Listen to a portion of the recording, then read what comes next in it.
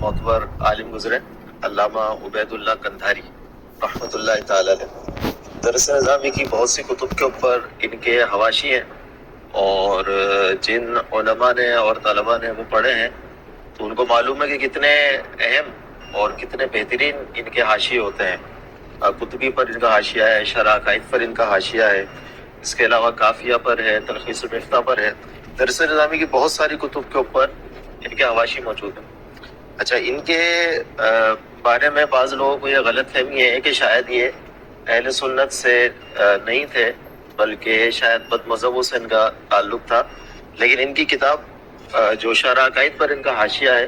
اس میں انہوں نے اہل سنت و جماعت کے جو عقائد بیان کیے ہیں وہ سن کر ان کے عقیدہ بھی بندے کا واضح ہوتا ہے، اور ان کی گفتگو سن کر انسان کو ایک اطمینان بھی بڑا نصیب ہوتا ہے۔ میں چند ایک حوالے شرح عقائد نصفیہ کے حواشی سے آپ کو پیش کرتا ہوں۔ توسل کے بارے میں بیان کرتے ہوئے تحریر فرماتے ہیں، التوسل الی اللہ تعالی بالانبیاء علیہم السلام والاولیاء والصلحاء حق عند اہل السنت والجماعہ سواء كانوا احیاء وامواتا وردت فی ذلك احادیث صحیحۃ واقوال السلف بل ادعى السبکی الاجماع علیہ وفی ذلك للعلماء رسائل مطبوعۃ ودلائل قویۃ۔ ارشاد فرماتے ہیں کہ اللہ تبارک و تعالی کی طرف توسل کرنا انبیاء کرام علیہ السلام کے ذریعے سے، اللہ تبارک و تعالیٰ کی طرف کوئی وسیلہ تلاش کرنا انبیاء کے ذریعے سے، اولیاء کے ذریعے سے، نیک لوگوں کے ذریعے سے، یہ اہل سنت و جماعت کے نزدیک حق ہے،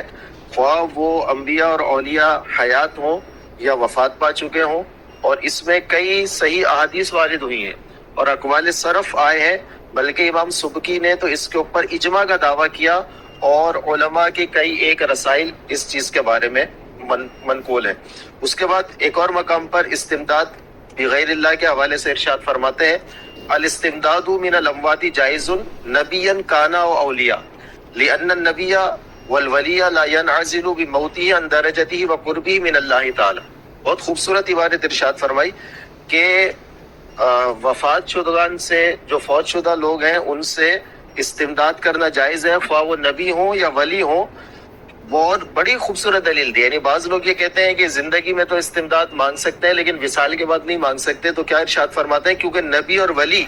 اپنی موت کی وجہ سے اپنی اس ولایت اور اللہ تبارک و تعالیٰ کے قرب کے درجے سے معزول نہیں ہوتے، اس درجے کے اوپر ہی برقرار رہتے ہیں، لہٰذا بعد وصال بھی ان سے توسل کرنا جائز ہے۔ ایک اور مقام کے اوپر اولیاء کرام کی محبت کے بارے میں ارشاد فرماتے ہیں، المحبت مع غیر اللہ اذا كان من احبائه جائزة بل مندوبة وهي المعبر عنه بالحب في الله كما ورد في الحديث الصحيح۔ فرماتے ہیں کہ محبت اللہ تعالیٰ کے غیر کے ساتھ ہو، اگر وہ غیر اللہ تعالیٰ کے محبوبوں میں شامل ہے تو یہ محبت جائز ہے بلکہ مستحب ہے، اور یہ وہ محبت ہے کہ جسے حب فی اللہ، اللہ تعالیٰ کی محبت سے تعبیر کرتے ہیں، اور اس کے بارے میں صحیح احادیث وارد ہوئی ہے۔ تو یہ میں نے چند ایک حوالے پیش کیے، اور یہ ساری ہی تقریباً عقائد نصفیہ کے حاشیے میں موجود ہیں، تو اس سے علامہ عبید اللہ قندھاری رحمۃ اللہ تعالی علیہ کے عقائد بھی واضح ہوتے ہیں، اور یہ بھی واضح ہوتا ہے کہ ان کا تعلق کس